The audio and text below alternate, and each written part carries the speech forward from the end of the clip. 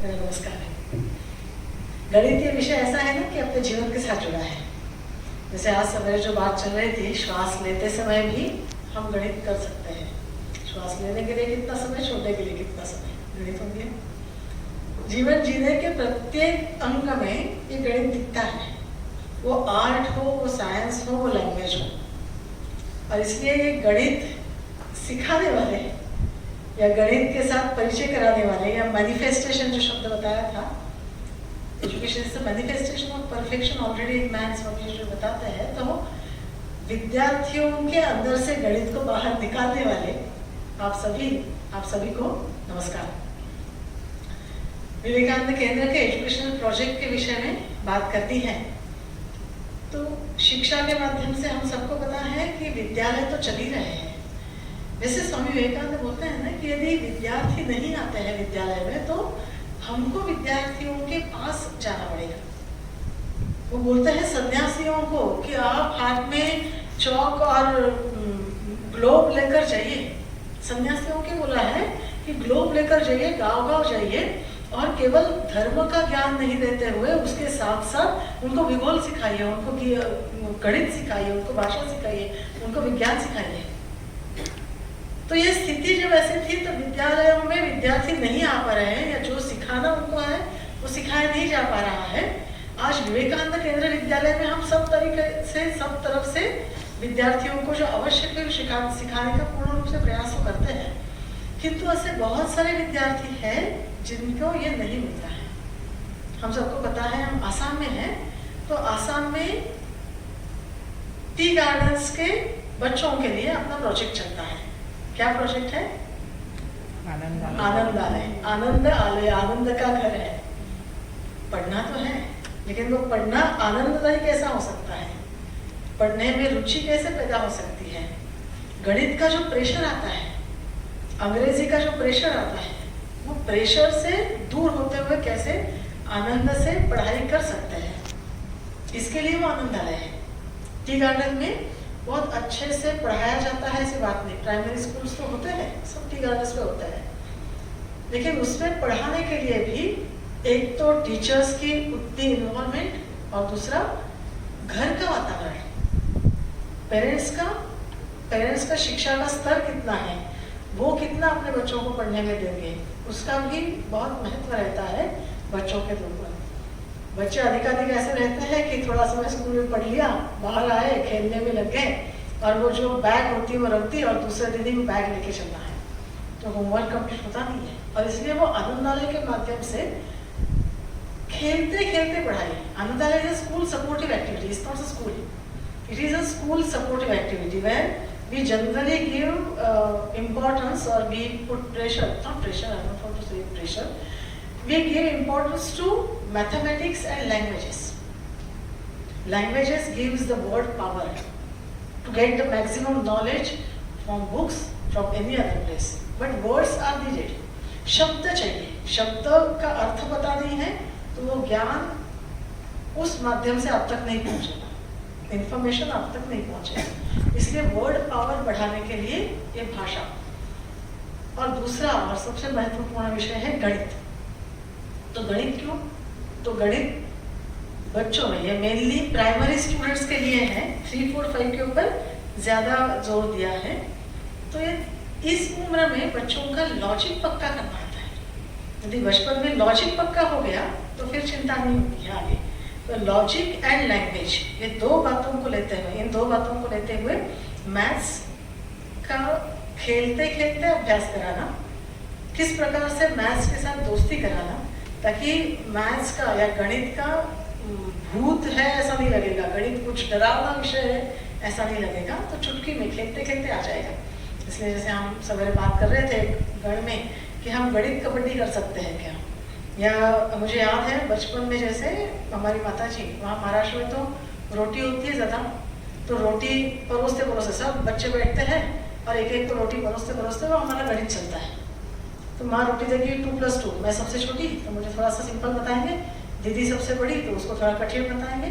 तो हमारी रोज की आदत होती थी क्या, 0 से लेकर 100 तक जाना है, प्लस करते हुए 100 से लेकर 0 तक आना है। फिर ये जब एडिशन सब्ट्रैक्शन हो गया, घर घर की बात है, खेल खेल की बात है, तो खेलते खेलते मैथमेटिक्स, फिर उसमें से भी एक दूसरों को प्रश्न पूछना, दोनों ने मिलकर कुछ नया करना, तो ये करते करते गणित के साथ खेलते खेलते गणित पक्का हो जाता है। मेरी माताजी भी मैथ्स टीचर थे, तो ये मैथ्स ये कुछ किताबों में लिखने का या बोर्ड पर सिखाने का बात विषय नहीं है, वो तो जीवन जीने का विषय है। ये कैसे आ सकता है? और इसीलिए टी गार्डन में तो 3 पत्ते तोड़ने हैं, वो 3 का भी इम्पोर्टेंस है, वो 4 नहीं बना है, तो 3 का इम्पोर्टेंस क्या हो सकता है? चौथा आने से क्या उसका सारा टेस्ट बदल जाता है, उनको पता है, हमको नहीं पता हो सकता है शायद। 3 का 4 होने से क्या फर्क पड़ेगा, इतना क्या फर्क पड़ता है, 4 का 5 हो गया या 3 का 2 ही हो गया, तो क्या फर्क पड़ता है? लेकिन 2 पत्ते और बीच में आई वाली कली, ये 3 है, उस तीनों का महत्व है। ये उस चाय बागान में काम करने वाले, उस पत्ते तोड़ने वाले को पता है। चौथा पत्ता है ज्यादा आते गया तो मुझे तो बोलेगा कि तुम काम ठीक से नहीं कर रहे हैं, मुझे पेमेंट नहीं मिलेगा। तो उसका रिलेशन गणित का उसके साथ जुड़ता है, उसका रिलेशन गणित का, मैं हफ्ते में कितना किलो रोज इकट्ठा करता हूँ, उसको मुझे कितना पैसा मिलता है, उसके साथ उसका गणित जुड़ा है। लेकिन वो गणित इतना सहजता से है, उसका हमने बहुत डर नहीं बैठाना है, इसके लिए आनंदालय है। और ये आनंदालय के माध्यम से हम जितना बचपन में गणित पक्का कर लेते हैं, जितने टेबल्स, पहाड़े बोलते हैं जिसको, टेबल्स जितने पक्के होंगे, उतना आगे के लिए सहजता होती है, कॉन्फिडेंस होता है। गणित आता है तो व्यक्ति को कॉन्फिडेंस आता है। ऐसा बोलते हैं कि इंजीनियर ज़्यादा बहुत दिमाग वाले होते हैं, और जनरली इंजीनियर्स ये सोचते हैं कि हम तो दिमाग वाले हैं, बाकी सबका पता नहीं, बाकी लोगों को नहीं। क्यों? क्योंकि लॉजिक, हमारे पास लॉजिक है। तो एक बार जो पक्के गणितज्ञ थे, पूरा पक्के मतलब जो पुस्तक के साथ गणित का उपयोग कर देना है, जीवन के साथ नहीं, तो ऐसे ही खेलते खेलते एक ने दूसरे को प्रश्न पूछा कि चलो एक सिंपल से प्रश्न है, गणित का प्रश्न है, वो पूछते हैं। तो यहाँ पूछो कुछ, मेरा तो पक्का है। उन्होंने सिंपल, बहुत बच्चों का प्रश्न है कि एक तो शिकारी आता है और पेड़ पर 50 पंछी बैठे हुए हैं, और नेम लगा के एक पंछी को मारता है, वो पंछी नीचे गिर जाता है, तो कितने पंछी बचे पेड़ पर? कितने बचे? 49 बचे। बचे ना 49? हाँ या ना? हाँ ना। देखो, दिस इज द डिफरेंस। हमारा लॉजिक कैसा है, और गणित में तो ठीक है, 50 - 1 = 49, इट्स राइट। लेकिन एक मर जाता है, उसको मारा दिया जाता है, बाण आता है या बंदूक की गोली आती है या पत्थर आता है, तो बाकी सब क्या देखते रहने वाले हैं क्या? वो तो उड़ जाएंगे। बहुत सिंपल सी चीज है, बहुत सिंपल चीज, लेकिन ये कैसे कर सकते हैं? गणित ये सॉल्यूशन के लिए है, आपको उसमें से समस्या से मार्ग ढूंढ निकालना कैसे है, ये गणित सिखाता है। बस हमको उसके अनुसार गणित का उपयोग जीवन में कराना है, ये बच्चों को सिखाना होगा। और गणित इसके लिए है, और इसलिए हम अपने विद्यालय में तो गणित पढ़ा रहे हैं, हम इतने सुंदर सुंदर मॉडल्स बनाकर अपने बच्चों को करा रहे हैं। खेल भी करा सकते हैं। क्या ऐसा हो सकता है क्या हम गणित सिखाएंगे, लेकिन सिलेबस कवर करने के पीछे हम केवल पढ़ाने का चक्कर नहीं रखते हुए, यदि संभव है तो महीने में एक दिन ये गणित के खेल ही होंगे। आज का क्लास खेल है, बस आज का क्लास गणित के खेल होंगे। क्या हो सकता है क्या? और इसके साथ साथ दूसरा, हम सबको पता होगा, हम सीखते तब है जब हम दूसरों को सिखाना शुरू करते हैं। आप सबने अनुभव किया है, आप सबने ग्रेजुएशन किया, पोस्ट ग्रेजुएशन भी किया होगा, लेकिन उस समय जितना गणित आपने पढ़ा, उससे ज्यादा स्पष्टता आप जब बच्चों को पढ़ाने के लिए खुद की तैयारी करते हैं तब होती है। कुछ बातें ऐसी होती है, उस समय तो पास तो हो गया, लेकिन ये मुझे पता नहीं चल रहा था क्या है, मुझे सिखाना है, तो मैं उसको अच्छे से सीखती हूँ। तो यही बात हम यदि बच्चों में करते हैं, आज हमारे बच्चे क्लास 6, 7, 8 के हैं, क्या वो क्लास 3, 4, 5 के बच्चों को सिखा सकते हैं? क्या ऐसा हो सकता है कि महीने में एक क्लास खेल का ही हो, गणित के खेल ही हो, उनको छोटे क्लासेस को सिखाना है या उनके क्लास लेने हैं? ये टीचर्स डे में हम करते हैं एक दिन, लेकिन जब हम इस प्रकार से सिखाना है सोचते हैं तो हमारा सीखना जल्दी हो जाता है। गणित सिखाना है, और ऐसा होता था कि जिसको नहीं आता है वो भी साथ साथ आता है, टीम में सिखाते हैं, क्योंकि केंद्र का आधार है टीम वर्क, केंद्र की सिस्टम है टीम वर्क। विवेकानंद में कोई भी काम अकेले नहीं करते कि मैंने अच्छा काम किया, ये बात ही नहीं आई। ये शिविर अच्छा हुआ क्योंकि एक व्यक्ति थे, बहुत अच्छा से उन्होंने सोचा, होगा ही नहीं, क्योंकि ये टीम है, टीम ने मिलकर काम किया होता है। इसलिए हम अपने क्लास में टीम बना लेते हैं कि 2 बच्चों को अच्छा आता है, 3 को नहीं आता है इतना, तो उनकी मिलाकर टीम बनाई, तो साथ साथ सीखते हैं। मार्क लेने के लिए नहीं सीखेंगे, हमको छोटों को सिखाना है इसलिए सीखेंगे। तो ऐसा साथ साथ करते जब हम सिखाने के लिए सीखते हैं तो हमारा पक्का होता है, और छोटे बच्चे हैं उनको और फायदा होता है।